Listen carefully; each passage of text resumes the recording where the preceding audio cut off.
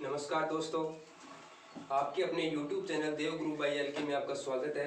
दोस्तों आज हम बात करेंगे जो 31 अगस्त को BSTC का एग्जाम हुआ था, उसके अंदर 200 क्वेश्चन थे, जिनमें से रीजनिंग के 50 क्वेश्चन थे। वो कंप्लीट रीजनिंग के 50 क्वेश्चन मैं आपको बताने वाला हूँ इस वीडियो के अंदर। और दोस्तों वीडियो को पूरा देखिए ताकि जो भी एग्जाम दिया था BSTC का उसे ये पता चल जाएगा हमारे कितने क्वेश्चन सही है और कितने गलत हैं। और जो 200 के 200 क्वेश्चनों की जो PDF है वो डिस्क्रिप्शन में मिल जाएगी। अब देखिए पहला क्वेश्चन हम देख रहे हैं, अल्फाबेट रिलेटेड क्वेश्चन है। YWZX हमने इसका क्रमांक लिखा, Y का क्रमांक 25 होता है 25, हमने पहले इसका क्रमांक लिख लिया। अब हम देख रहे हैं Y के अंदर यदि 1 जोड़ते हैं तो Z आता है, Y के अंदर 1 को ऐड किया तो Z आ गया। ऐसे ही W के अंदर 1 ऐड किया तो X आ गया। इसी प्रकार यही पैटर्न हम अब इस पर लगाएंगे। तो U के अंदर हमने 1 ऐड किया V आ गया UV, S के अंदर 1 ऐड किया तो T आ गया, S के आगे क्या आता है T, तो ऐसे UVST। अब इसी प्रकार एक पैटर्न बन गया, वो का वो पैटर्न हमें इसके अंदर लगाना है, इस टर्म के अंदर।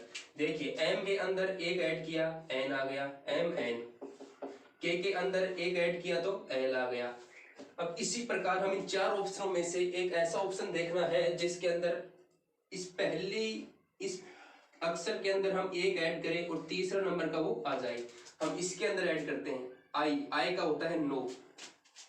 I के बाद में यहाँ पर J आना चाहिए था, यदि यहाँ पर J होता तो हमारा आंसर होता, लेकिन यहाँ पर H है इसलिए ऑप्शन ए नहीं हो सकता। अब बी ऑप्शन पर चलते हैं। I का क्रमांक होता है नो, तो I में 1 ऐड करेंगे, I के अंदर 1 ऐड किया तो J आ गया, मतलब ये टर्म तो बिल्कुल सही है। अब देखते हैं इस G के अंदर भी 1 ऐड करेंगे, G में 1 ऐड करेंगे H आना चाहिए, H आ रहा है। तो इसी प्रकार से ये का जो पैटर्न इनमें लगा था वो का वो पैटर्न B ऑप्शन में लग रहा है, इसलिए दोस्तों में C और D में जाने की जरूरत नहीं है।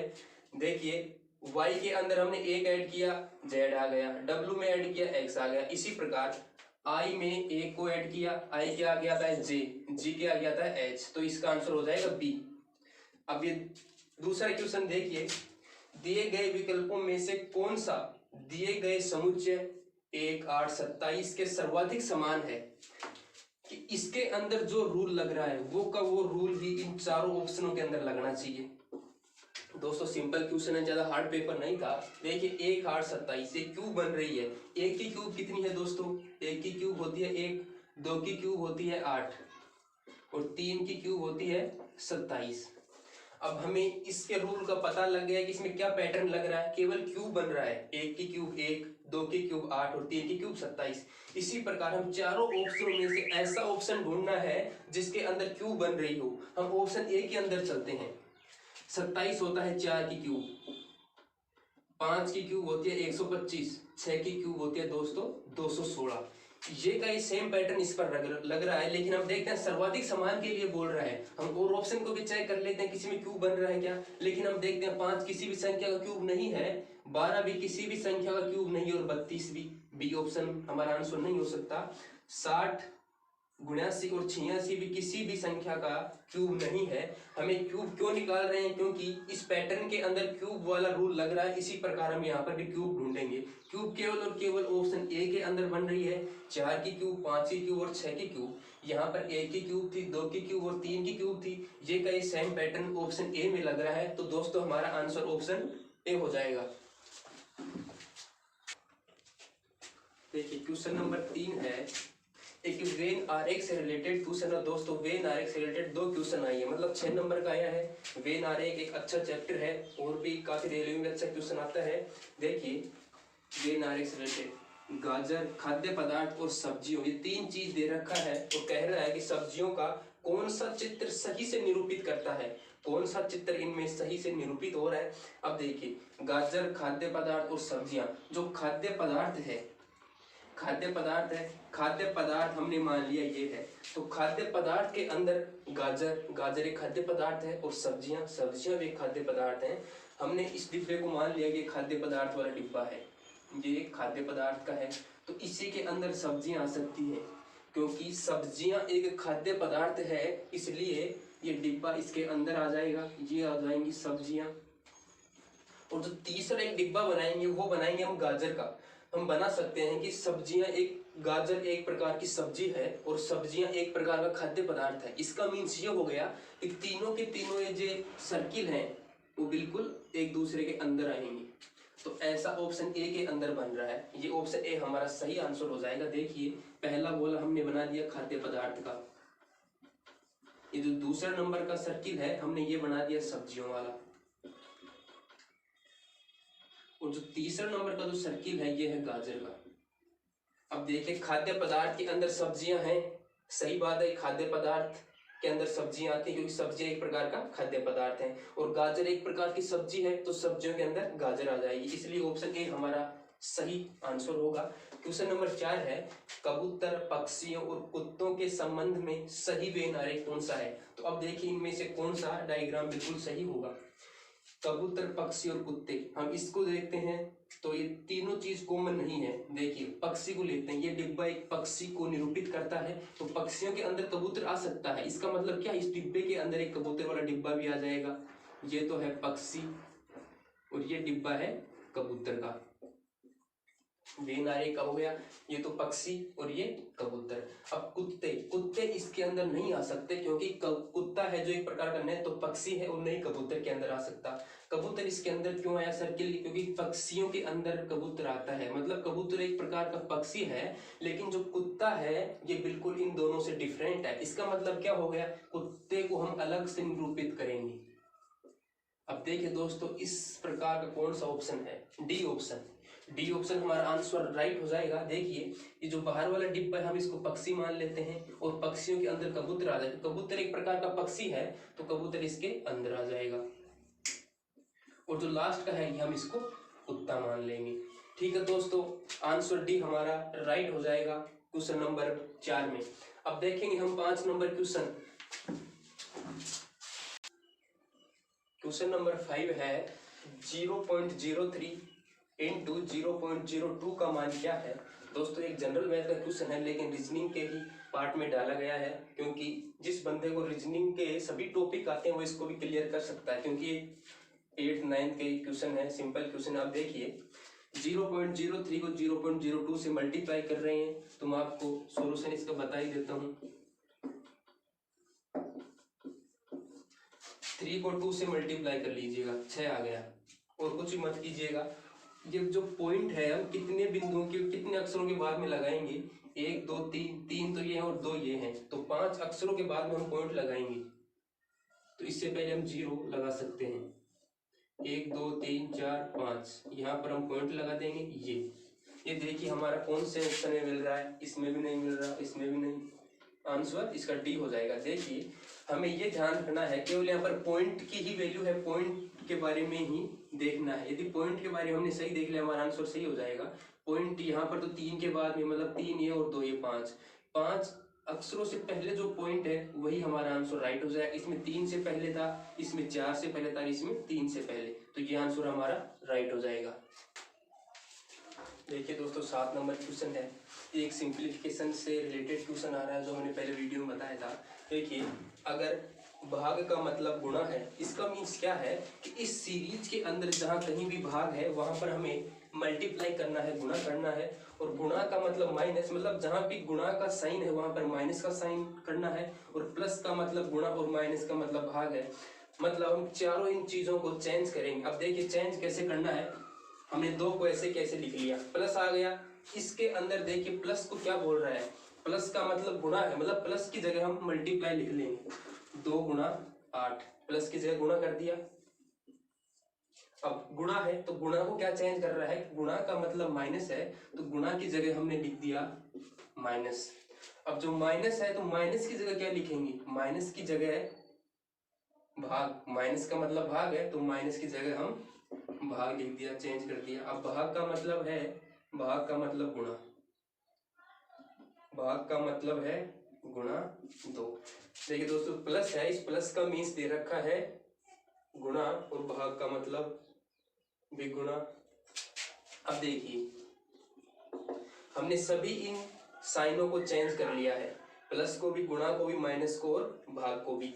अब हमें सबसे पहले पता था उस चीज का कि वी बोर्ड मास यूज करते हैं, अर्थात सबसे पहले हम भाग को सोल्व करते हैं, फिर गुणा को, फिर जोड़ को। सबसे पहले भाग को सोल्व करेंगे। इसको सोल्व किया तो आ गया 4 गुणा 2। अब गुणा को सोल्व करेंगे तो हमने इसको सोल्व किया तो कितना आ गया 8, और इन दोनों को तो 16 माइनस 8, 16 में से 8 घटाएंगे तो 8 हमारा आंसर आ जाएगा। 8 हमारे ऑप्शन बी में दे रखा है तो बी हमारा ऑप्शन राइट हो जाएगा। देखिए दोस्तों, हमने कुछ नहीं किया, जो प्लस गुणा माइनस है इसका अर्थ दे रखा है कि इन साइनों को इनके हिसाब से चेंज करना है। गुणा का मतलब माइनस, माइनस का मतलब भाग। हमने सभी साइनों को चेंज कर दिया और बी बोर्ड मास के रूल से इसे सोल्व कर दिया। बिल्कुल सिंपल क्वेश्चन था, बी आंसर इसका राइट आंसर होगा। अब देखिए क्वेश्चन नंबर 8 है कि लुप्त संख्या ज्ञात करें। ये जो मिसिंग नंबर है उसको फाइंड करना है कि इसके अंदर यहाँ कौन सी संख्या आएगी। तो दोस्तों हमें कुछ नहीं करना, ये 4 है, 4 के अंदर हम कितना जोड़े कि 7 आ जाए, 3 जोड़ रहे हैं। फिर 7 के अंदर 4 जोड़ रहे हैं, 11 आएंगे। 11 के अंदर हम 7 जोड़ रहे हैं, 18 आ रहा है। अब 18 के अंदर हम कितना जोड़ें, 11 जोड़ें तो 29 आ रहा है। अब देखिए ये कोई सीरीज बन रही है कि हम 4 के अंदर 3 जोड़ा तो 7 आ गया, अब 7 के अंदर 4 जोड़ा तो फिर 11 आ गया। अब ऐसे ही 11 के अंदर 7 क्यों जोड़ा, मैं बताता हूँ कि 3 और 4 को जोड़ते हैं तो 7 आता है, हमने 7 इसमें ऐड कर दिया। अब 7 और 4 को जोड़े तो 11 आता है, 11 हमने इस 18 के अंदर ऐड कर दिया। अब आगे क्या सीरीज चलेगी कि 11 के अंदर हम 7 को ऐड करेंगे, 11 के अंदर 7 को ऐड करेंगे तो प्लस 18 हो जाएगा। मतलब 29 में यदि हम 18 जोड़ेंगे तो 47 आएगा। इसी प्रकार 18 के अंदर 11 जोड़ेंगे पहले, तो देखिए 4 के अंदर हमने पहले 3 जोड़ा, फिर 7 के अंदर 4 जोड़ा तो 11 आ गया। 11 के अंदर यदि हम 18 जोड़ेंगे तो आ जाएगा 8 × 9 29, 29 आ गया। अब इसी प्रकार 47 के अंदर हम 29 को ऐड करेंगे, 47 के अंदर हम 29 को ऐड करेंगे। देखिए 9 और 7 16 का 6 हासिल 4 5 76, यहाँ पर आ जाएगा 76। इसी प्रकार हम 29 में 18 जोड़ देंगे, यहाँ पर लिख दिया। अब इसी प्रकार हम ऐसे बढ़ाते जाएंगे। अब देखिए 76 कौन से ऑप्शन में आ रहा है, ए ऑप्शन, ए ऑप्शन हमारा राइट आंसर हो जाएगा। अब देखिए दोबारा 3 और 4 को जोड़ा फिर 7 आ गए, 7 में 4 को जोड़ा 11, फिर 11 को इसमें ऐड कर दिया, फिर 11 और 7 18, 18 को इसमें ऐड किया, फिर 29 में से 18 जोड़ा फिर 123, इसी प्रकार से ऐड कर रहे हैं। ठीक है दोस्तों, अब 9 नंबर क्वेश्चन देखिए। अब देखिए दोस्तों क्वेश्चन नंबर 8 है, इस सीरीज से रिलेटेड क्वेश्चन है। अब देखिए जो डिब्बे बना रखा है इसके अंदर देखना है कि 72 96 108 बढ़ता हुआ क्रम किस प्रकार से आ रहा है, इस प्रकार से आ रहा बढ़ता हुआ क्रम। लेकिन हम देखते हैं इस प्रकार भी बढ़ता हुआ ही क्रम आ रहा है। हम देखते हैं 24 को 6 से मल्टीप्लाई करें तो ये हमारा आंसर नहीं आएगा। इसलिए हम करते क्या है कि जो 24 है इस 24 को इसके आधे से गुणा करें। यदि इस संख्या को इसके आधे से गुणा करें तो ये संख्या हमें रिसीव हो सकती है। देखिए 24 को 6 के आधा कितना हो गया 3, 24 को यदि हम 3 से मल्टीप्लाई करें तो 74 72 आ जाएगा। मतलब इस संख्या को इस संख्या की आधी से यदि मल्टीप्लाई करते हैं तो ये नंबर रिसीव हो जाएगा। 16 को 6 से मल्टीप्लाई करेंगे, क्यों, क्योंकि ये तो एक नंबर है, हम इसको इसके आधे से गुणा करेंगे तो 6 से किया, तो 16 को 6 से किया तो 96 आ जाएगा। इसी प्रकार यहाँ पर जो संख्या एक ऐसी संख्या आएगी कि उस संख्या को इसके आधे से गुणा करें तो 108 आ जाएगा। अब देखिए संख्या हम या तो इस ऑप्शन से ही निकलेगी, ऑप्शन में तो है वो संख्या, लेकिन हम ऑप्शन के अलावा यहाँ x मान लेते हैं। x इस संख्या को इसके आधे से मल्टीप्लाई करें, मतलब 9 से मल्टीप्लाई करें, क्योंकि ये 18 है, इसके आधे मतलब 9 से मल्टीप्लाई करेंगे तो 9x आना कितना चाहिए 108, तो 9x is equals to 108, x is equals to 108 upon 9 12, यहाँ पर कितना आ जाएगा 12, या फिर देख लीजिए 12 को 9 से मल्टीप्लाई कर देख लीजिए 108, हमारा ऑप्शन ए राइट आंसर हो जाएगा। किस प्रकार की ट्रिक लगी दोस्तों, बहुत अच्छा क्वेश्चन आया था ये कि जो इस संख्या को इसके आधे से मल्टीप्लाई करो ये संख्या आ जाएगी, इस संख्या को इसके आधे से मल्टीप्लाई करो इसको इसके आधे से मल्टीप्लाई, हमारा 12 आंसर आ जाएगा। इसके अंदर ए ऑप्शन है। अब देखिए क्वेश्चन नंबर 2 कि जो ये मिसिंग नंबर वो फाइंड करना है। ये तो बहुत सिंपल क्वेश्चन था कि 8, 22, 8, 28 और 8 के अंदर 0 ऐड करो, फिर वापस 0 ऐड करो, और जो ये नंबर है इस 22 के अंदर 6 ऐड करो, 28 आएगा, और 28 के अंदर फिर 6 ऐड करो। क्यों? क्योंकि एक संख्या छोड़ के एक में ऐड करवा रहा है। हमने 8 में 0 ऐड किया मतलब 22 को छोड़ा, इसी प्रकार 8 के अंदर फिर 0 ऐड किया मतलब इसको छोड़ा। अब 22 के अंदर 6 को ऐड किया तो 28 आ गया। अब 28 के अंदर हमें 6 को ऐड करना है, 34 आ जाएगा। हमारा आंसर 34 डी ऑप्शन हो जाएगा। ठीक है दोस्तों, क्वेश्चन नंबर 9 देखिए, असंगत को छांटिए। इन 4 ऑप्शन में से एक ऑप्शन जो बिल्कुल डिफरेंट है हमें उसको क्लिक करके आना है। देखिए, वीणा, गिटार, सारंगी और बांसुरी। एक वीणा एक प्रकार का यंत्र है जो कि हाथ से बजाया जाता है, और गिटार और वीणा लगभग सेम होते हैं जो दोनों ही हाथों से बजाए जाते हैं, और एक सारंगी और होती है जो भी हाथ से बजाई जाती है, और जो बांसुरी है वो बांसुरी केवल मुंह से बजाई जाती है फूंक देके। इसलिए दोस्तों इन तीनों में से असंगत अब आप बता सकते हैं, असंगत है बांसुरी, क्योंकि यह एक मुंह से बजाई जाती है और सभी जो तीनों यंत्र हैं ये केवल हाथ से बजाए जाते हैं। इसलिए दोस्तों इन सभी में असंगत हो जाएगा बांसुरी, सी आंसर राइट हो जाएगा। अब देखते हैं नेक्स्ट क्वेश्चन है, इसमें नेक्स्ट नंबर बताना है। जो ये सीरीज दे रखा है दोस्तों, देखिए सीरीज से काफी क्वेश्चन आए हैं और हर एग्जाम में आते हैं, लेकिन इस BHPC के एग्जाम में सिंपल क्वेश्चन आए, ज्यादा हार्ड नहीं आए हैं। देखो सीरीज में यहाँ पर कौन सा नंबर आएगा, देखिए 2, 5, 9, 19 और 37, और यहाँ पर इन चारों ऑप्शनों में से एक ऑप्शन वहां पर सही सेट होगा। अब इस ऑप्शन को हमें नहीं देखना है, पहले ये देखना है ऐड करेंगे तो शायद नहीं आएगा ऐड से ही, तो हम इसको मल्टीप्लाई करके देखते हैं कि 2 को 2 से मल्टीप्लाई करते हैं तो 4 आता है, आंसर नहीं आया। इस प्रकार से 5 को 2 से मल्टीप्लाई करें तो भी नहीं आएगा, तो हम ऐसा करते हैं कि 2 को 2 से मल्टीप्लाई करें और 1 ऐड कर देते हैं इसके अंदर दोनों नियम लग रहे हैं, गुणा और प्लस दोनों के।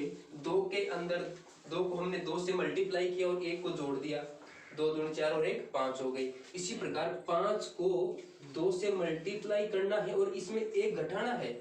हमने इसके अंदर 2 से मल्टीप्लाई करके 1 जोड़ा था, और इस टर्म के अंदर हमें करना क्या है, 5 को 2 से मल्टीप्लाई करेंगे और 1 घटाना है, तो यहाँ पर 9 आ गया। अब इसी प्रकार अब जो ये 2 पैटर्न लगे हैं वो के वही यदि पैटर्न यहाँ पर लग जाएंगे तो हमारा आंसर सही आएगा। अब देखिए यहाँ पर हमने 2 से मल्टीप्लाई किया और ऐड किया, यहाँ पर भी यही नियम लगाएंगे। 9 को 2 से मल्टीप्लाई करेंगे, 9 दूनी 18 और 1 ऐड करेंगे, 19 आ गया।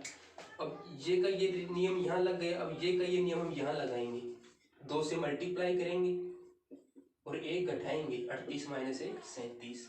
अब देखिए ये नियम यहाँ पे लगा, अब ये यहाँ पे लगा, तो अब दोबारा से ये नियम यहाँ लगेगा। मतलब 37 को 2 से मल्टीप्लाई करेंगे और 1 जोड़ेंगे, 37 को 2 से मल्टीप्लाई करेंगे और 1 जोड़ेंगे, तो 37 दूनी 72, 72 और 1 73, तो इस रिक्त स्थान के अंदर 73 आएगा।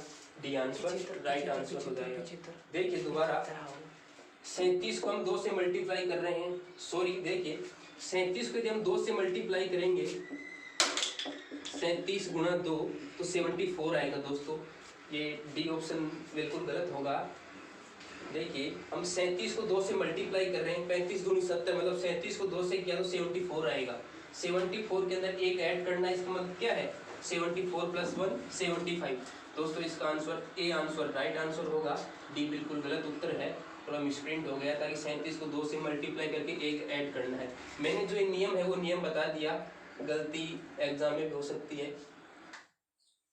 देखिए दोस्तों क्वेश्चन नंबर 13 है, यह आपके पेपर में अलग हो सकता है क्योंकि सीरीज चेंज होती है। शायद आज 6 इस पेपर में 6-7 सीरीज थी तो अलग अलग नंबरों पे आ सकता है, लेकिन क्वेश्चन सेम है दोस्तों, कोई भी क्वेश्चन ऐड नहीं किया गया, कोई भी हटाया नहीं गया है। देखिए SCDTEFUGH अल्फाबेट में क्वेश्चन आया है।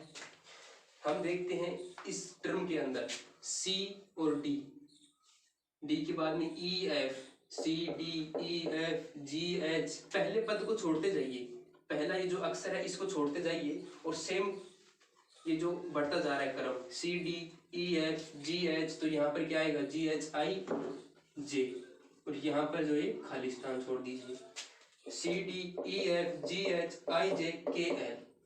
हमने 2 अक्षर तो लिख लिया, अब जो एक खाली स्थान है यहाँ पर क्या है, देखिए यहाँ पर है S T U, तो यहाँ पर आ जाएगा V और यहाँ पर है W। तो देखिए VIJ कौन से ऑप्शन में है, सी में, सी आंसर राइट हो जाएगा।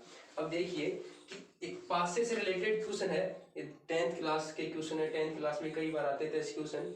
जैसे पासे को उछालने पर सम संख्या, किसी भी एक पासे को उछालेंगे तो उसमें 6 अंक आएंगे, 1 2 3 4 5 6, तो उन्हें उछालने पर सम संख्या के आने की प्रायिकता हमें पता है, सम संख्या है 2 4 एंड 6, ये 3 नंबर हैं जो कि टोटल संख्या है 6, तो 3/6 इज इक्वल टू 1/2, सम संख्या आने की प्रायिकता है 1/2, सी आंसर राइट हो जाएगा। 14 नंबर देखिए, 16 नंबर क्वेश्चन है, यदि 4 दर्जन संतरों की लागत 160 रुपए है, 3 संतरों की लागत ज्ञात करनी है। हमें इस चीज का पता है कि 1 दर्जन के अंदर 12 फीस होती है, मतलब 1 दर्जन में 12, तो 4 दर्जन में 48। इसका मतलब ये हो गया कि 48 संतरों का मूल्य है 160 रुपए। 48 संतरों की रेट है 160, तो हम एक संतरे की ज्ञात कर सकते हैं।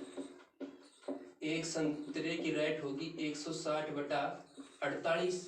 हमें ज्ञात क्या करना है, 3 संतरों की लागत, तो हम इस 3 से मल्टीप्लाई कर देंगे तो 3 संतरों की लागत आ जाएगी। इसको हमने 3 से मल्टीप्लाई किया 16, और 16 को 160 से डिवाइड करेंगे तो 10। इसका मीन्स ये हो गया कि 3 संतरों की लागत है 10 रुपए। ऑप्शन किसमें है, डी में, इनमें से कोई नहीं, हमारा डी ऑप्शन राइट हो जाएगा। अब ये देखो असंगत छांटिए, हम 4 ऑप्शन में से हमें एक ऑप्शन ऐसा है जो कि डिफरेंट है। देखिए बाहर एक सर्किल बन रहा है और अंदर भी सर्किल बन रहा है, बाहर एक ट्रायंगल बन रहा है, अंदर भी ट्रायंगल बन रहा है, इधर एक चतुर्भुज बन रही है, या फिर आयत, बाहर भी आयत और अंदर भी आयत। लेकिन हम ऑप्शन सी को देखते हैं, इसके अंदर बाहर तो एक आयत है और अंदर एक त्रिभुज है। इन सभी के अंदर सेम था तीनों में, और इसके अंदर डिफरेंट है, बाहर एक आयत और अंदर एक त्रिभुज है, तो हमारा ऑप्शन राइट आंसर हो जाएगा। तो ये क्वेश्चन नंबर 20 है, ये क्रम परीक्षण में से क्वेश्चन आया है, रैंकिंग टेस्ट। 2 क्वेश्चन आए थे, इसमें से एक ये है, 49 छात्रों की कक्षा में नितिन 18वें स्थान पर है। सबसे सीधा टाइप था, उसी में से क्वेश्चन आया है कि 49 स्टूडेंट थे, इसमें नितिन 18वें नंबर पर है, तो उसका पीछे से कौन सा स्थान है। एक ट्रिक थी, कुल माइनस स्थान प्लस 1, तो टोटल कितने हैं 49 में से 18 घटा देंगे और 1 ऐड कर देंगे, हमारा आंसर आ जाएगा। तो 49 से 50 में से 18 घटाएंगे तो 32, 32 हमारा आंसर हो जाएगा। टाइप फर्स्ट था, सबसे सिंपल क्वेश्चन होगा, लगभग 49 छात्रों की कक्षा में नितिन 18वें नंबर था, तो उसका पीछे से कौन सा स्थान हो जाएगा, मतलब 49 माइनस इसमें से इस नंबर को घटाना और इसमें 1 ऐड करना है, 50 में से 18 गए तो 32, ऑप्शन सी। ये एक रिश्ता संबंधी रिलेशन, ब्लड रिलेशन से एक क्वेश्चन आया है, दीपक रवि का भाई है। देखिए दीपक है जो रवि का भाई है, ये है दीपक, ये रवि का भाई है, दीपक रवि का भाई है, रेखा अतुल की बहन है, रवि रेखा का पुत्र है। रवि है जो क्या है, रेखा का पुत्र है, रवि रेखा का पुत्र है, रेखा फीमेल है, रवि मेल है, तो जो मेल होता है उसमें प्लस ऐड कर देते हैं, और जो फीमेल होती है उसके अंदर माइनस। रवि रेखा का पुत्र है, तो अब देखिए ये जो लाइन बच रही है इसका क्या अर्थ है, रेखा अतुल की बहन है, रेखा है जो अतुल की बहन है,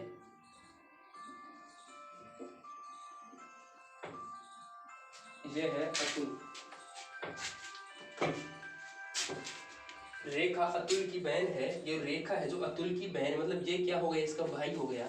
हमने 3 लाइन थी इसके अंदर, ये कंप्लीट जो ये बनना था, ये रेखा चित्र हमने बना लिया कि दीपक रवि का भाई है, दीपक है जो रवि का भाई है, और रेखा अतुल की बहन है, रेखा है जो अतुल की बहन है, और रवि रेखा का पुत्र है, ये रवि है जो इस रेखा का पुत्र है। अब क्वेश्चन कह क्या रहा है कि दीपक का रेखा से क्या संबंध है, से का की तरफ चलेंगे, दीपक का रेखा से क्या संबंध है, ये है दीपक, तो दीपक इस रेखा क्या लगता है?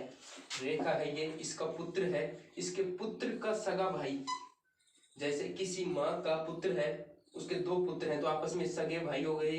इसी प्रकार दीपक इस रेखा क्या लगा, से का मतलब दीपक क्या लगा इस रेखा का, तो इसका ये पुत्र लगा। इसके दो पुत्र हैं, रवि और दीपक, तो दीपक क्या होगा, इसका पुत्र हो गया। ऑप्शन ए राइट आंसर हो जाएगा।